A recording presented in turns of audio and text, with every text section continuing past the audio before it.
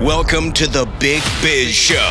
Taking care of business. You want fast-talking, hard-hitting discussions on business and finance? Maybe with a barroom slant and some really salty peanuts? We're not counting calories. We're counting cash. Before we get to the man with the financial plan, meet the money team. Costa, Mary, and Greg. Now Captain Finance himself, Sully. Wherever you are watching, wherever you're listening, welcome to another episode, another edition of the Big Biz Show. Of course, the gentleman up on the stage, you see the very talented day trader trio. Here at the bar, Costa, Burt Godwin, of course, our executive producer is Greg Todorov, and Sully. Hey, what's my birthday? June. I didn't ask you. Sorry. What's my birthday? God, woman, lippy, got a mouth, she likes to run it. What's my birthday? It's June 9th, No, right? I give you the. I have no idea your birthday. What's your birthday? What's my birthday? Oh, okay. July 9th. No, wrong. What's July my birthday? 8th. Does everyone know Mary's birthday month? Oh, we've only heard it about 1,000 times. Hence, so I know. You know, it's my birthday But do you month. know the exact day? Who does it? It's every day other than the one day. It's all year. March this month. 22nd, 1940. Celebrating the 35th anniversary of her 30th Off birthday. by one day. It's March and 1 year. 21st. Yes. Yeah, but you have talked incessantly about how it's your birthday month. Love want my to- birthday month. Well, you deserve birthday. Do you know month. why? For the year you've gone through, you deserve birthday month. Thank you. That's true. But it's not just this year. Yeah. I It's know. every year. Thank You know you. what? Okay, excuse me. I had a relationship with someone who had a birthday in September, and it was Libra season. It's from the start of September. Now, and you are a. I'm Aries, but I'm on the cusp of Pisces and Okay. Aries. Oh my But here, okay. You're an Let me Aries. tell you something. I love March because it's spring. My birthday is the first day of spring, and Yeah, hold it on. represents I got the new time change, more sun, more flowers, Thank you, spring is in the Aphrodite. air. think this much about it. I'm like, you know, I think Obviously, she's put a lot of thought to this. this is the rest of us. It's Tuesday. Free drinks today. That's it. It's dance comp season for my kids. There's a lot of fun things happening. My God, I forgot I have a lot about of travel. that. I'm going to New York. I'm going to Are you- Santa Clara. I've got a lot of fun things happening. Here's my concern. Yeah. There's a lot of birthday talk. Are you lamenting this birthday because there's a little more talk, a little more chatter this year than normal? No, I'm not. It's not a big one necessarily. It's just, here's the funny thing is I build it up and then on the actual day I get embarrassed and I don't really want to talk about it. Right. Oh, I just want to kill myself if you do that this year. You need to come I'm in a not gonna be tiara. there. Yeah. Oh, you're not. I'm gonna you're be not here gonna be on Friday. TV that day. No, I'm going to be in Santa Clara at a dance competition. We're gonna tape a show Steaming as if it's costumes. your birthday. But 63 is just such a strange. It's like The tweener. it is a Look at even tweener. Brian Jordan was like, oh, ouch. That's brutal. No, you're right. You deserve a birthday month for as much as you do for everybody around here, and I give you that. But could you just shut up about it? That's all I wanted. That's all I'm asking. Nope, now I'm going to talk more about it. I need a hat. Where's the birthday Mary, hat? what do you want for your birthday? Peace and so quiet from this you, is- Jack Wagons. Do you hear? Say first of all, she's looking. Did you hear the first reaction? Is she's so excited for her birthday every day for the last minute? Now, what are you? Oh, What don't I want? oh, I gotta I want a recover. shopping spree. I want. What do you really? Deserve. If you could wave a magic wand with reason. See, I don't think about it because I don't really get, as the mom, and I'm divorced, so I don't have a husband buying me anything. Here we I'm not go, trying to ladies feel- and gentlemen. Maybe 800 I'm 600 Big Biz. 800 600 Big Biz. A hot date? I don't know. No, I just want peace and quiet and Are you looking for a man? shopping Are you looking spree. for a man for your birthday? No, a year and a half away from that, probably. 'Cause Mike When looked the at me- kids are out of the house. I don't have time for them. But don't look at him because Mike, you Mike looked at me and said, "Man, I feel like a woman." In the words of Shania Twain. Oh, you know what I want? I do know. And it has I got nothing it. to What do you do. want? Beyonce tickets. Beyonce ticket. Yes. All right. When is Beyonce? In May 4th. Okay. She's Can you coming play here. Can we give you, in the meantime, something close? Yeah. Yes. Go.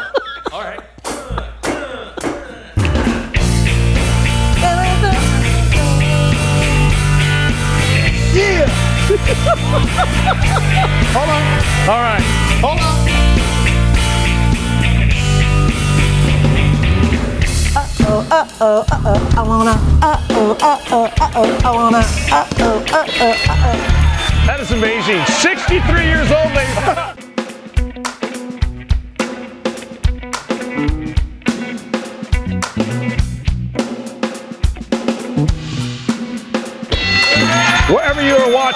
wherever you're listening, a big old howdy to you as the Big Biz Show rolls on. Wait a minute. I gotta write this down. Howdy to ya. Have you ever heard that phrase before? A-T-Y. A boaty. Costa, Burt Godwin. Our executive producer is Greg Todorov. And of course, saddled up behind the bar is Sully. Oh my God, when did this become? I don't know. Well, all the great This ones is my have sister/fiance. all the great ones have a sign off. Thank you. A big old howdy to Nike you. has a Big old howdy to you. And of course, the sign on is welcome to our family stick. Pretty much. 125 million TV homes strong. 125 million TV homes strong in the Wow. U.S., of course. We're Wow. on BizTV and American Life Network, and of course, nationwide Costa on radio and American Forces Radio Network in 175 countries and all the ships at sea. Let's not forget Bloomberg El Financiero, and of course, Bloomberg EU coming up sometime after I retire from television. Who do we got in the air today, buddy? Mr. Dan Yates is the CEO of Endeavor Bank, and of course their ticker symbol is EDVR. And for the record, my family tree is a wreath, not a stick. Okay? I love it. Welcome to the show. Thank you. What's up, Sol? What's going on? Oh, there's no branches on that. You know, when Mike texted me, say, hey, I can't come tonight, I'm watching Game of Thongs. I knew there was a problem. Why does this show digress so often? Because he quickly. Because Who is in charge Mike here? hasn't had his Funyuns and Bako bits today. Mary, I apologize. Mary, that's Half a matter of perspective, by the way. Some would say it has progressed. Because Dan's here, it's high bar now. That's right. Dan, welcome to the show. Welcome to the show. Let's talk about Endeavor Bank. You guys rank top 5 in the nation for the most PPP loans relative to your bank size. Now, I'm still recovering from. well, I was going to say that is not as much a function of money as a function of execution. Stamina. 20-hour days. This is like saying to on everybody, week, yeah. Wow. come here for your free money, just fill out an app. Good God. And suddenly, you had regular clients, you had regular underwriting, you had regular investments, you had regular meetings, and then you had a line out all the way to Yuma. PTSD is what comes to mind. Yeah. Oh my God. Wow. That was a day that it seemed like every business in America needed a loan at the same exact time, and it was panic. I remember pushing through those loans at 2 or 3 in the morning, and you think everyone was asleep. You'd hit send to tell them they got the loan approved, and they're on the phone calling you saying thank you. Wow. And it wasn't so much like a typical loan, it was gratitude with tears, saying you just saved my business. So it was humbling. Was there, Yeah. I've always wondered this, and you don't have to get specific about it because I know you're CEO of a public company. Was there a business model inside of that? Was that? 100%. Oh, there was. So Oh, yeah. for you guys, it was profitable? It ended up being very profitable, $10 million to the bottom line. How so? How did that work? Because were you getting fees from the government to process? were. Obviously, it was a nominal fee because Yeah, and it was government. inversely related. So the smaller the loan, the more you made. Really? 5%. The interesting thing is you were building the model while the government was changing the rules day by day. Yeah. So I would spend my mornings on podcasts educating the business world how to apply and what the rules of the road were. Yeah. And at night, I would read the new rules, which made my podcast obsolete by the next day. Can I tell you, as a Same. as a studio owner, a business owner, I didn't take any PPP money, and I regret it at the time. Yeah. And now I go back and I realize that's was probably better for the businesses that didn't need it, not to take it. Because when you started thinking about, remember the company called it was a restaurant group called Lemonade, Shake Shack. Shake Shack took. I do remember. And I remember having businesses try to come on there and talk about it, that they got denied because the allocation for money had been taken by some of the biggest companies that may not have needed it. Right. Now, let's not jump to conclusions. There were some payrolls that had to be met. Some of those companies employ a lot more people than some of these smaller did. But not knowing what you don't know at the time, if you were to change, based on your knowledge now, how it was done, what are the top 3 things you would have changed back then in terms of how the government handled it? I would have set up the funding mechanism before the Treasury Secretary went online and said, all you have to do is walk into a bank and in 5 minutes you can walk out with money. That's like yelling fire at a theater. Yeah. Right? There was no truth to that. Yeah.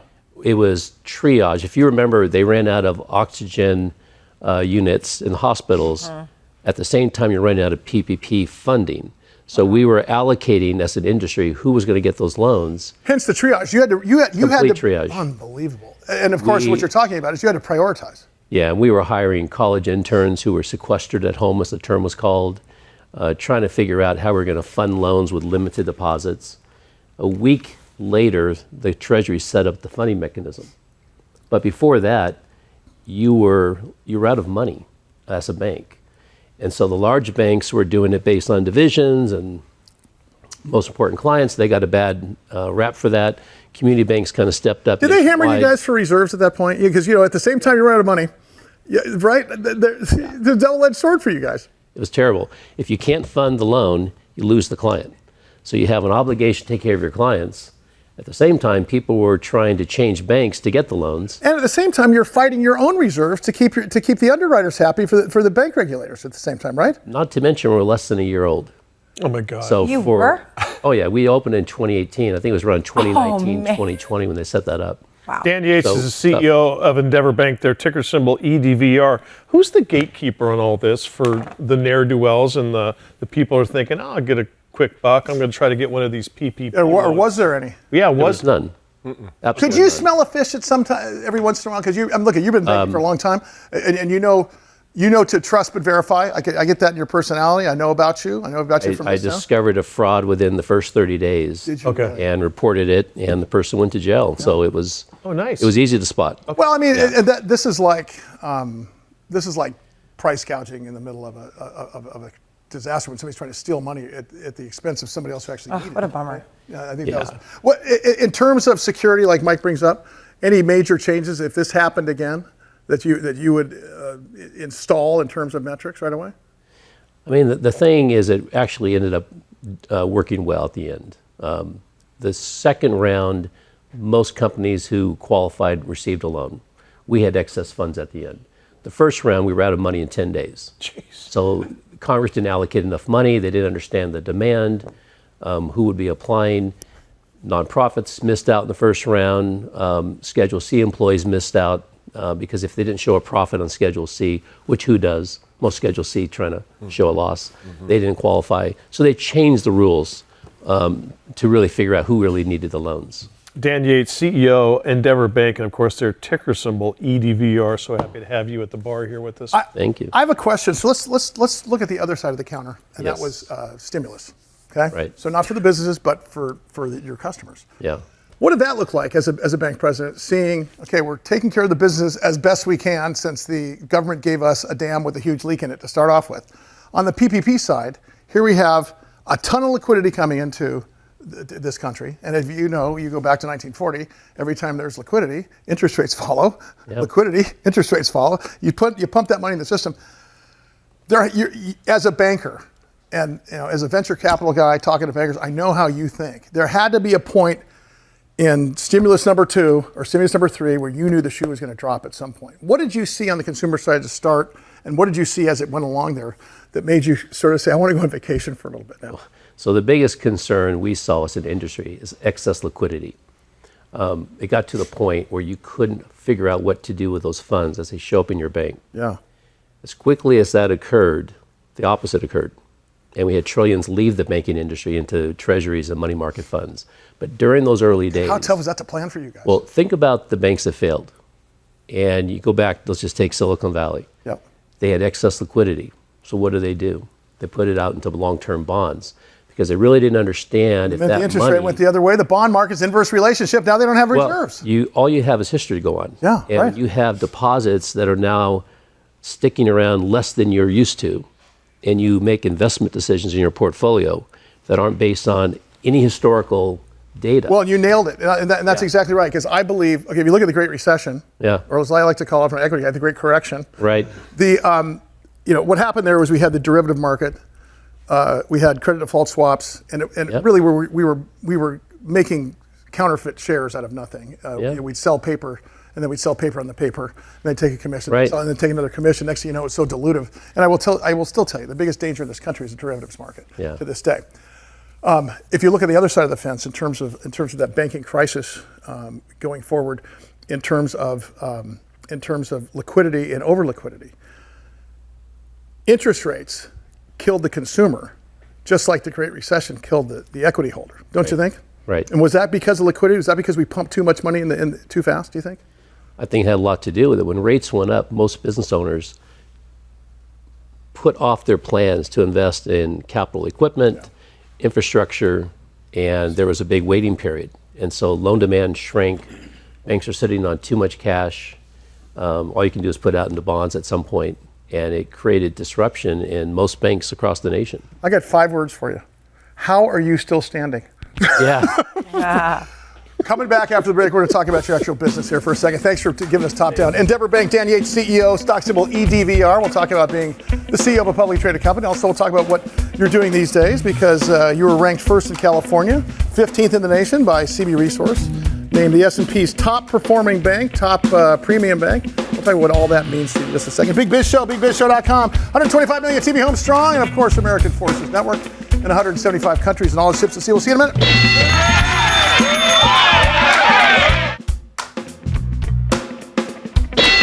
We continue for the Lock 100 Studios. Big Biz Show. Hope everybody's having a great day. As always, thank you for tuning in. Here at the bar, Costa, Burt Godwin, Greg Todorov, our executive producer, and Sully. I still shake my head every time we say here at the bar because when we started, Rusty Nails and I started the show almost 30 some odd years ago, maybe. Yeah. Wall Street Journal called us business with a barroom slant. Nothing wrong with it. Hence the bar. We're brought to you by Prudential. Let Prudential be your rock for retirement. Also brought to you by Bayer Advanced. Better science, better results. Starbucks coffee. Maybe you heard of them. I'm hopped up on some right now. Bloomin' Brands, their fine family of restaurants, including Fleming Steakhouse, Carrabba's Italian Grill, and of course Outback Steakhouse, where they have authentic Australian food because everyone knows that bloomin' onions are growing on the side of the road on the way to Perth. 100%. Not to forget, Taylor Guitars right here in San Diego, California. Dan Yates is our guest. He's our CEO of Endeavor Bank, ticker symbol EDVR. Talk about what it means to have a 5-star ranking with Bauer Financial since 2021. This is a inside baseball sort of thing for the rest of the world, but this is a big deal. Yeah. Talk about that. Well, the banking regulators give us what's called a CAMELS rating, which no one is allowed to legally ever talk about. So Bowers is the equivalent of that. Okay. It's the closest you can get to really understanding how a bank is being run. What are the metrics? The CAMELS rating is your capital, how much capital you have, your earnings, the management quality, your liquidity, and basically how you handle risk. It makes you more sympathetic with your people that are filling out applications, doesn't it? Yeah. Because they're scrutinizing you the way you have to scrutinize a customer. Think of a restaurant. Would you walk into a restaurant that had a B or a C? Well, hopefully not. Depends on how hungry I am. if it was a bar, maybe, Mike, right? Yeah. Yeah. Can you talk to me about how the banking business, in terms of Endeavor, has changed since the day it started and now? Because there's been a paradigm shift here a little bit in how banking's been done because of regulation, because of government, because of economy. How about you guys? Are you guys still standing steadfast on the original principles, or have things changed? Have you had to change because of technology? I mean, we're fully into working on AI right now, and that is changing everything. Now, how is that for underwriting? How would AI help a bank? Everything from the workflows, how you automate them, how softwares talk to each other, eliminating errors. Could you guys get any more lonely? When is the last time you walked into a bank? This morning. Why? Yeah. Okay, hold on, Midwest. You're the only one. Hold on, Midwest. Hey, I'm a brick and mortar guy. Because you remember when walking into a bank on a Friday, you walk into a bank now, first of all, you sit down. Yeah. Those days are gone. No, so gone. No more free toasters. No. Why don't you just deposit it on a mobile app? I'll tell you why. Okay, well, hold on. No, this should be good here. Sully, can you take me back to a gentler? Oh, so hold on. So there was a time when you could do it on the mobile app. Oh, hold on. No, excuse me. Was this a gentler time? On it. This is for corporate accounts. Okay. So bring it back to a gentler time. If you take it in to a brick and mortar, there's no hold. But if you use the digital. Oh, is this for the business? You were the wrong bank. Well. Talk to us. Good thing I know somebody. Just saying. Here's your application first. Just saying. But Dan, to that point, how, is it word of mouth? Like, hey, I've been with Endeavor. You guys, they are kicking. You should be with Endeavor as well. Pretty sure that's their tagline. Yeah, we're kicking. Sorry. Yeah, no. But I'm just saying, as far as people still have a choice as far as financial institutions. Is it just your reputation and the fact that so many people, when people ask, say, yeah, I'm with Endeavor? I mean, most of our clients are here because of our shareholders. Okay. They're business owners in town. Okay. So they refer clients to us. But the hold, I mean, you have to know your client. Mm-hmm. Sure. You put a hold on a check if you don't know the client. So if he puts a check in from Greg's Tequila Company, well, maybe. It is a national bank. And it's a situation of when you go through the mobile app, it's handled at a different level. But if you go into the local brick and mortar, they know you, and it's a different. Here's a question though. You talk about AI, okay? Now, what I was getting to is when I was in college, I could write a $20 check for groceries on Monday, go buy groceries, and it would clear on Thursday.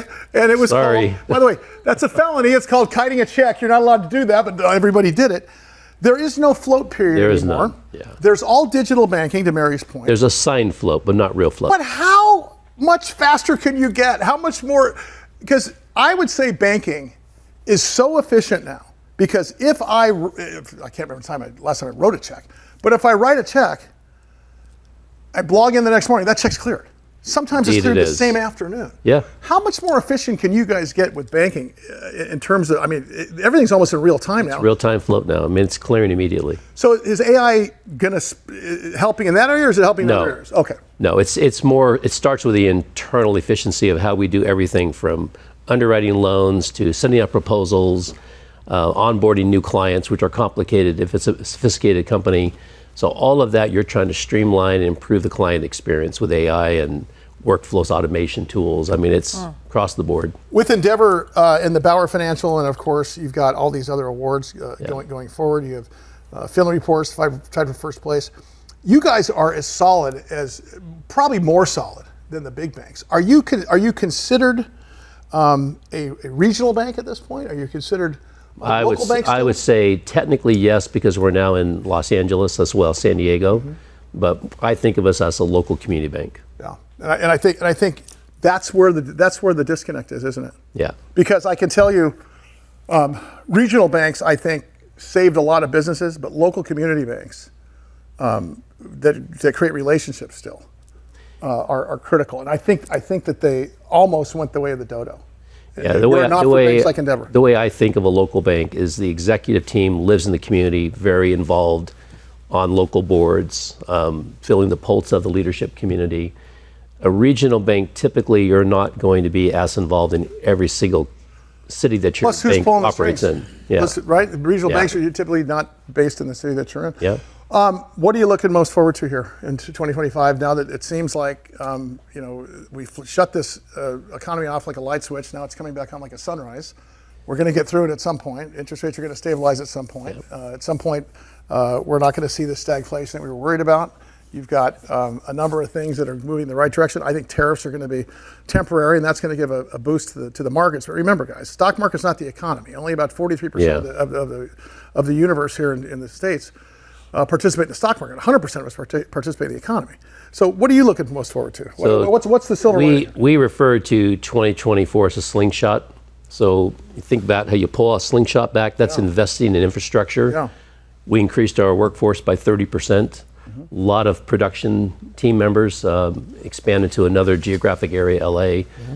2025 is when you see the fruits of the labor. So let go of the slingshot, launch, earnings this year predicted to go up, and it's exciting. This should be a big growth year for the bank. Any chance you guys grow in other parts of California here, or more locations in San Diego? God, I hope not. I hope not. And last question. Once every couple of years is enough for me. Last question. Do you think you are better prepared now?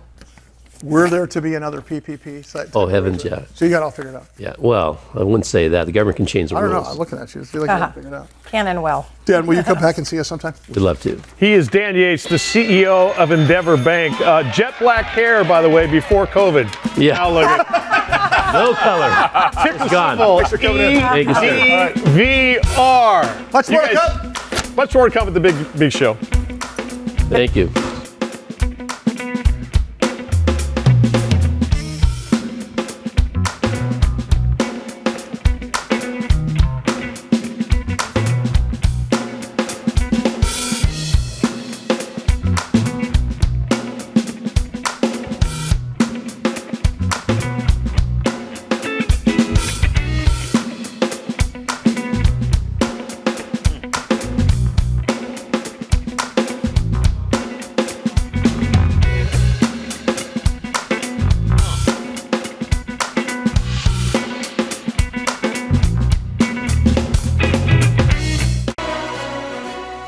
Loft 100 Studios, The Big Biz Show, our affiliates, and our hosts are not registered investment advisors or broker-dealers.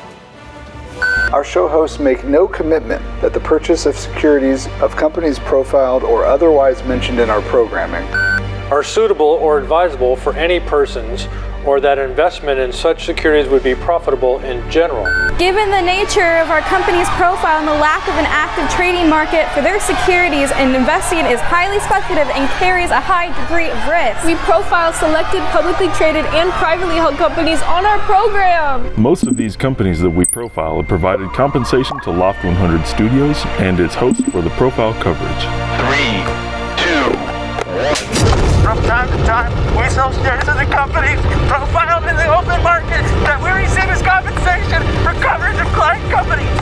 But never sell stock if we are speaking about, interviewing, or covering a public company who has paid compensation.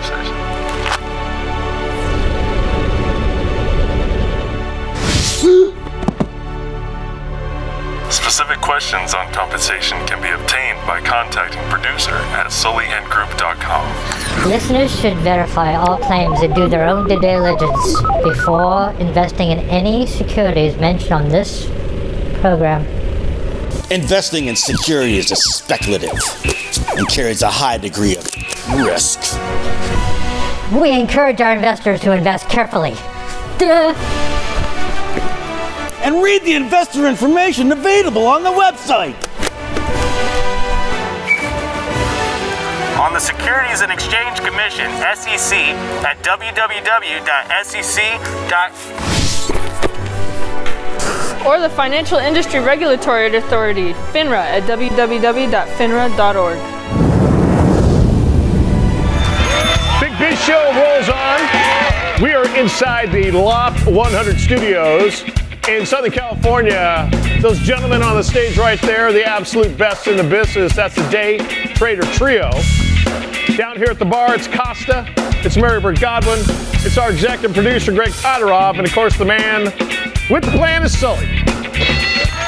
Well, 125 million TV homes strong across this fine country. And of course, let's not forget American Forces Network in 175 countries and all the ships at sea. Thank you, boys. Love our military. TV and radio, and I've got some news for you on distribution coming up very shortly in the next week or so. But in the meantime, who's Brian Kocher, Greg? I don't know. Let's find out. All right, Mike. Brian Kocher is the CEO of SunOpta. Their ticker symbols are STKL. What does TSX stand for? Toronto Stock Exchange. That would be Canada. Their ticker symbol up there is SOY. We welcome Mr. Kocher to the Big Biz Show for the first time. Hey, Mr. Brian, Kocher, how are you? I'm doing great. Thanks so much for having me. Really appreciate it. No, you have no idea what you got into. You're not going to thank us after it's all over. That's probably true, too. Hey, it's great when we get, because we're a show. It's so funny this show's been on the air for almost 30 years. And we started off in radio, and it was called the Big Ass Biz Show when I first started. Big Ass Biz. It's Big Ass Biz Show. I'm a grown-ass man. You just swore on national TV. Yeah. Wow. So, we were on radio at the time. Okay. And then the program director said, "Hey, we got to take the ass out of it, so it's just Big Biz Show." And it's so funny that it's morphed into something where it's political, it's about music. It is loosely based around business at this point. Yeah, so when we get an actual publicly traded company or a business to actually interview, it's fantastic. One of the shareholders, I believe, contacted Greg Todorov, our executive producer, and said, "You guys got to talk to this company with the stock symbol STKL." All right, and they are in the business of sustainable manufacturing, fueling the future of food. I think what's fueling the future of food is Funyuns and Bako Bits, and not enough of it, and not enough mayo for dipping. I'm doing my part. I'm trying to do my part. Brian, I conducted some due diligence on you. This is a really cool company. You guys are at the right place at the right time. Talk about what you guys do for us, would you? I'm so excited about it. We are a private label and co-manufacturing solutions provider in a better for you food space. So we make private label plant-based beverages, oat milk, almond milk, soy milk. We might do a little bit of broth for someone. We might do some tea. We have some better for you healthy fruit snacks, but it's all about supplying a solution to supply chain challenges that our customers have. And frankly, that's where our growth comes from. We just want our customers to win. Brian, is this what we would call, God, what do they call that? When you really good tasting? Well, no, I know that. Sorry. I know there's when brands come to you to manufacture. Is that how it works? White label? And they white labels. Is that what's called white label? 100%. So brands will come to us. We'll make it in their brand. We'll make it for a store brand.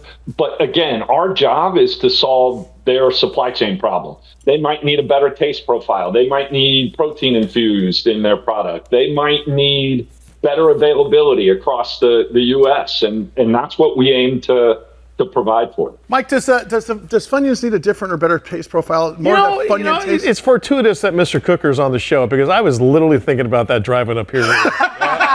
Do my Funyuns taste the best that they should? Brian, you are not going to believe in the innovation pipeline right now. We have Funyun flavored almond milk. That's right. You know what? Well, if we go right now, it's coming tomorrow. He's tearing up. Brian, I can only take so much greatness. I'm sorry. Oh my God. Thank you so much, sir. But in all seriousness, is there a certain point where you've got to kind of give people the Heisman and say, we really don't want to do that because it doesn't fit our, I guess, company profile of nutrition or what we want to be processing? Or your best practice is knowledge knows that they're walking into a headwind because they want to make Funyun flavored oat milk.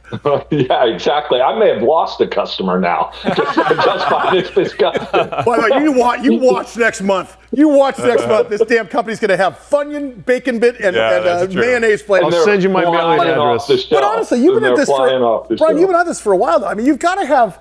I love the fact when people think they're creative, but they're better business people than they are creative. And you're the creative guys and business guys. When they come up with Mike's got a great point there. How do you kind of regulate best practices with bad ideas with what you think your own brand's going to fit with?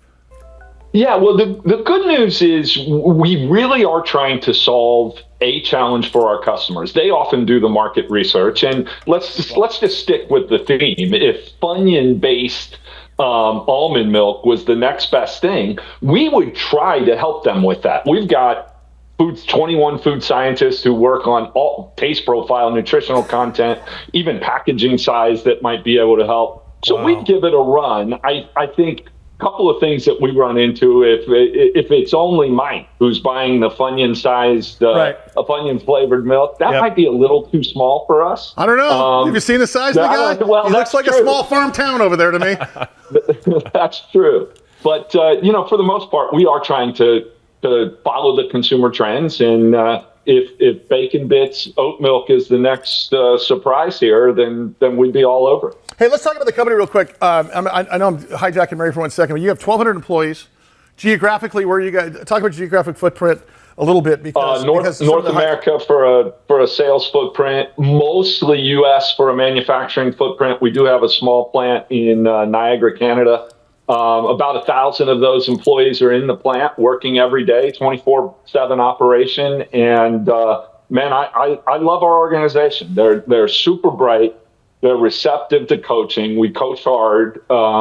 We try to just get better, a little bit better each and every day. My dad told me a long time ago that I wasn't smart enough to make it real complex. So I just try to be better today than I was yesterday, but better tomorrow than I am today. Let me one up you, Brian. My dad told me that yesterday.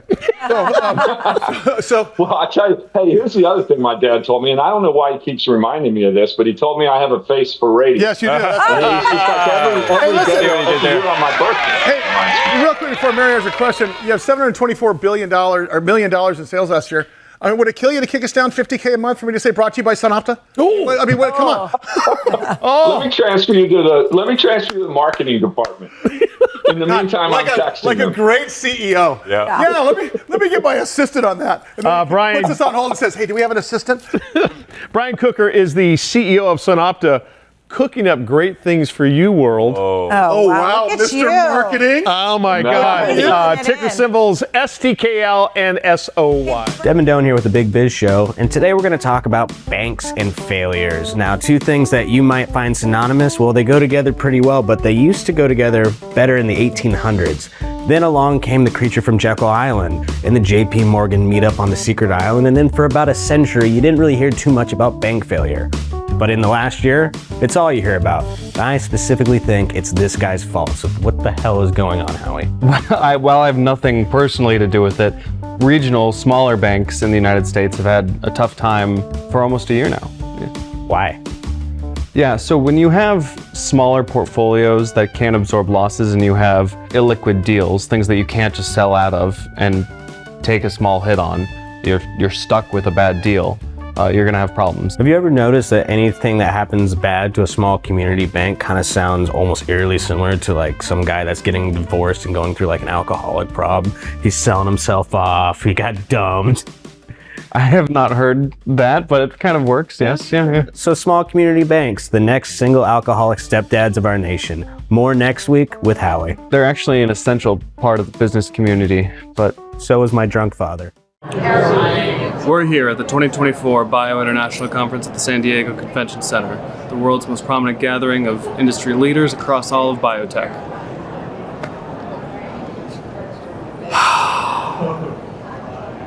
You're watching the Big Biz Show. All right, so we're here to do interviews. Why are we interviewing people here? Well, we're here to help showcase some of the most innovative biotech companies on the planet that want to show off a little bit and have agreed to do some interviews just for the Big Biz Show. Oh, nice. Biotech, like flu shots and stuff? Yes, good job, Devon. That is right. That is technically right. So you kind of my candy now? No. Only one a day. Brought to you by Pfizer, because that's never scared anybody. We're at the theater area where companies are every 15 minutes coming on to do quick showcases with the latest and greatest of what they have to offer. No, there's so many companies that we have over 10 theaters across a 4-day event every 15 minutes. Lots of showcases, lots to see. We're here with Steve Glover of Zyversa. We just wanted to get a little update. Well, he's a frequent guest on the show, and we're here at Bio Conference 2024. Yeah, so, great to be with you. Good to see you again, Howie. Appreciate it. Yeah, Bio, it's a fun conference for all of us. 15,000 are our closest friends. Right, definitely. Can you talk a little bit about what you're doing here and what the mission of the company is? Sure. So, Bio is a big event for all of us as a company and as an industry as well, because we get a chance to, meet and talk about the science and the progress. You start your business conversations around collaborations here at the conference, and then in the exhibit, you get a chance to see some of the new technologies that you could use to develop your product. So it's really kind of a one-stop shop, and it's nice. You get to see people from around the world. People from Japan who we're meeting with, people from Europe as well, and it gives a chance for the industry to kind of meet in one spot. It's one of the nicest things that Bio developed about 15 years ago. There's a big exhibition over behind my left shoulder here, and there's probably close to 400 companies here. And those companies are quickly meeting every 30 minutes, providing updates, talking about areas of interest, and path forward. And it really sets up the entire year for you from a development and partnering standpoint. And it's a great way that, I just met with somebody that I've known for 20 years. And we're talking about, development and what we're doing, and those relationships start at a conference like. It's the traditional earliest form of viral marketing. So you have the entire industry coming together in one spot to talk to each other, to communicate with each other, and share their biggest breakthroughs of the year. So it really does tend to be where news is made. Devon, we're filming. Back to work. Talk to you later. Why? Brian, what are the competitive advantages of SunOpta? Oh, I think really when you're providing a solution for a customer, you've got to be really good at service. So we believe we're differentiated on service, and that may mean availability of product. It may mean packaging size. We've got a really wide network in terms of packaging choices. It may also mean that we have flexibility, whether it's oat or almond or soy. We can do all of that. I think the other area, and I mentioned this before, the other competitive advantage is we have these 21 food scientists. Now, I'm going to say this as affectionately as I possibly can. These 21 food science geeks are unbelievable in in supplying ideas, creativity, overcoming challenges that customers have across the spectrum. And they're a very special part of our organization. Hey, Brian, I got to say, of course they are, because, consumers under pressure, price-wise, tariff-wise, but your categories are growing. So I'm going to let you talk about that. But I also got to talk about the revenue picture here, because if we break down what you did in 2024, and I'm the stock geek. I went back and looked at every press release. I went back and looked at any interview. You said you were going to do what you did, and you actually delivered upon it. So I want to talk about that for a second, and I also want to talk about what you're thinking, in as much as you can, as a CEO of a public company for 2025. Before we get to that, though, comment real fast on the fact that you do have that team you just mentioned, and the fact that we are facing headwinds as consumers, but your categories are growing. What are you doing? I mean, you got something you got a tiebreaker there somewhere, right? We're blessed in a couple areas. One, the categories are incredibly on trend. Even plant-based beverages. There's some that are just fitness oriented. There's some medicinal purposes. If you're lactose intolerant, you're going to choose a plant-based or a non-milk product. The fruit snacks is better for you. Do they have sugar in them? Of course, it's sugar from apples. I think we can live with sugar from apples. So we're on trend, but I think it gets back to us. We've got a singular mission with respect to customer centricity.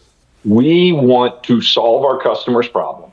If they win, we know we'll win in the long term because we help them do that. And I think combined with the competitive advantages that Mary asked about earlier, I think that's how we roll together. The growth has been really fantastic. We benefit from categories that are growing, but we also like to think that we benefit because we come to work every day, we put our hard hat on, we try to do the best we can, and then we wake up and do the same darn thing the next morning. And to me, that's how you grow a business. Brian Kocher is the CEO of SunOpta. Their ticker symbols STKL, also SOY.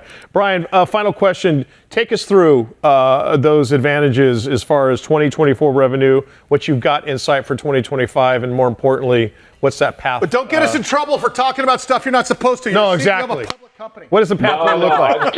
I've got that tattooed somewhere here that I'm not going to show you on live TV. Hey, look. Mike has antlers here that say Yuma in North Dakota. So just to let you know. Go ahead. We're really excited about the categories we operate in. Almost all of them are growing at least 5%, some even more.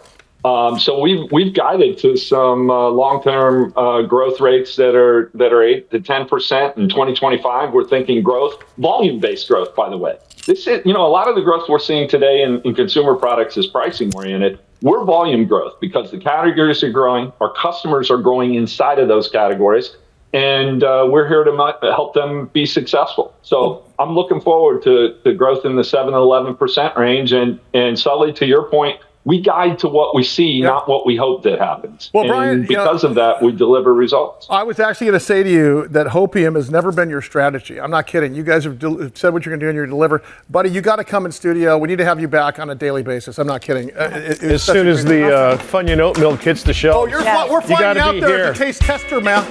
Ticker symbols are SOY, STKL. It is SunOpta's CEO is Mr. Brian Kocher. Brian, please. Love it. Come back on this show. All right, we will also promise to come back. Hey, a lot more Big Biz Show coming your way.